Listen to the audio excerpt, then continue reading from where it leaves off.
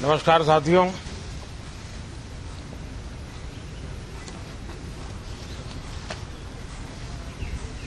ठंड शायद विलंब से चल रही है और बहुत धीमी गति से ठंड आ रही है, लेकिन राजनीतिक गर्मी बड़ी तेजी से बढ़ रही है।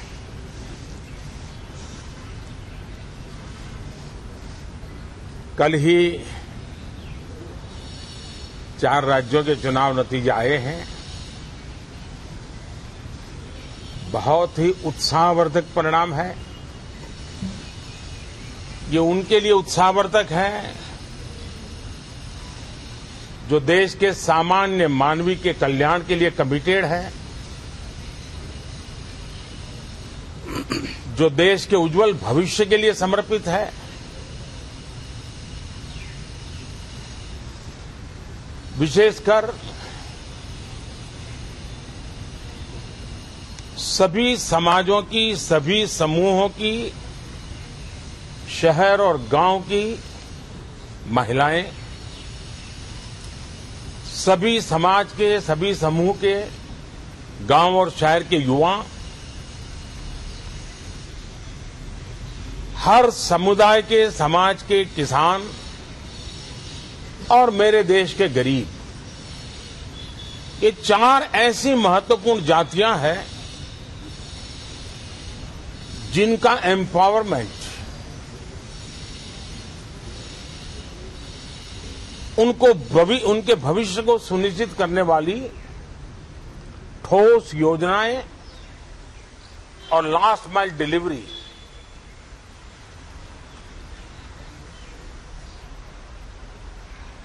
इन उसूलों को लेकर के जो चलते हैं उन्हें भरपूर समर्थन मिलता है। और जब गुड गवर्नेंस होता है, पूर्णतया जनहित के लिए समर्पण होता है, तो एंटी इनकम्बेंसी ये शब्द इरेलेवेंट हो जाता है। और हम लगातार ये देख रहे हैं, कोई इसको प्रो इनकम्बेंसी कहे, कोई इसे गुड गवर्नेंस कहे, कोई इसे ट्रांसपेरेंसी कहे, कोई उसे राष्ट्रहित की, जनहित की ठोस योजनाएं कहे, लेकिन ये लगातार अनुभव आ रहा है। और इतने उत्तम जनादेश के बाद आज हम संसद के इस नए मंदिर में मिल रहे हैं। इस संसद भवन के नए परिसर का उद्घाटन हुआ, तब तो एक छोटा सा सत्र था, ऐतिहासिक निर्णय हुआ था, लेकिन इस बार लंबे समय तक इस सदन में कार्य करने का अवसर मिलेगा। नया सदन है, छोटी मोटी अभी भी शायद व्यवस्थाओं में कुछ कमियां महसूस हो सकती हैं। जब लगातार काम चलेगा, सांसदों और विजिटर्स को भी, मीडिया के लोगों को भी ध्यान में आएगा कि इसको जरा अगर ठीक कर लिया जाए तो अच्छा होगा। और मुझे विश्वास है कि आदरणीय उपराष्ट्रपति जी और आदरणीय स्पीकर महोदय के नेतृत्व में उन चीजों की तरफ पूरी तरह निगरानी है। और आपसे भी मैं कहूंगा, कोई चीज ऐसी छोटी मोटी आपके ध्यान में आए तो जरूर आप ध्यान आकर्षित करना, क्योंकि ये चीजें जब बनती हैं तो आवश्यकता के अनुसार बदलाव की भी जरूरत होती है। देश ने नकारात्मकता को नकारा है।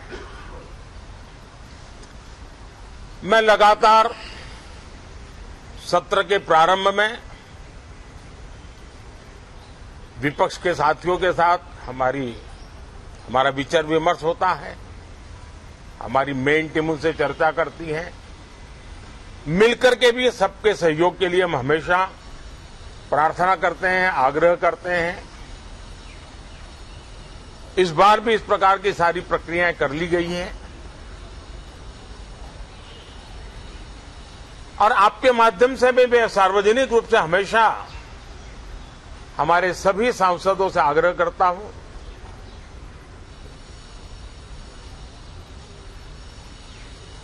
लोकतंत्र का ये मंदिर जन आकांक्षाओं के लिए,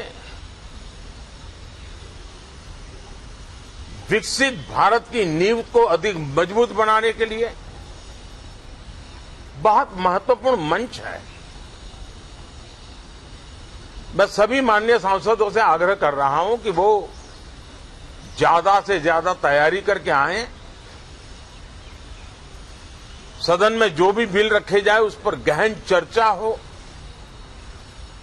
उत्तम से उत्तम सुझाव आए और उन सुझावों के द्वारा, क्योंकि जब एक सांसद सुझाव देता है तो जमीनी अनुभव का उसमें बहुत ही उत्तम तत्व होता है, लेकिन अगर चर्चा ही नहीं होती है तो देश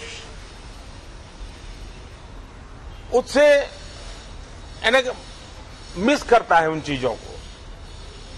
और इसलिए मैं फिर से आग्रह करता हूं, और अगर मैं वर्तमान चुनाव नतीजों के आधार पर कहूं तो जो विपक्ष में बैठे हुए साथी हैं, ये उनके लिए गोल्डन अपॉर्चुनिटी है।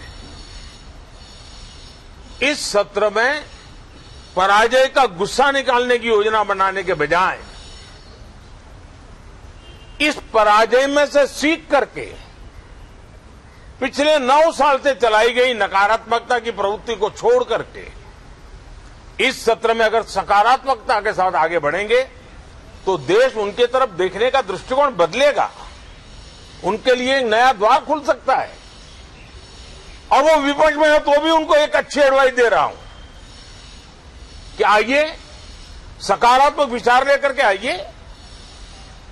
अगर हम 10 कदम चलते तो आप 12 कदम करके फैसला लेकर के आइए। हर किसी का भविष्य उज्जवल है, निराश होने की जरूरत नहीं है, लेकिन कृपा करके बाहर के पराजय का गुस्सा सदन में मत उतारना। हताशा निराशा होगी, आपके साथियों को आपका दम दिखाने के लिए कुछ न कुछ करना भी पड़ेगा, लेकिन कम से कम लोकतंत्र के इस मंदिर को वो मंच मत बनाइए। और अभी भी मैं कहता हूं, मैं मेरे लंबे अनुभव के आधार पर कहता हूं कि थोड़ा सा अपना रुख बदलिए, विरोध के लिए विरोध का तरीका छोड़िए, देश हित में सकारात्मक चीजों का साथ दीजिए, अच्छी उसमें जो कमियां हो उसकी डिबेट कीजिए। आप देखिए देश के मन में आज जो ऐसी कुछ बातों पर नफरत पैदा हो रही है, हो सकता है वो मोहब्बत में बदल जाए, तो मौका है, ये मौका जाने मत दीजिए। और इसलिए हर बार मैं करबद्ध प्रार्थना करता रहा हूं कि सदन में सहयोग दीजिए। आज मैं राजनीतिक दृष्टिकोण से भी कहना चाहता हूं कि आपका भी भला इसमें है कि आप देश को सकारात्मकता का संदेश दें, आपकी छवि नफरत की और नकारात्मकता की बने, वो लोकतंत्र के लिए अच्छा नहीं है।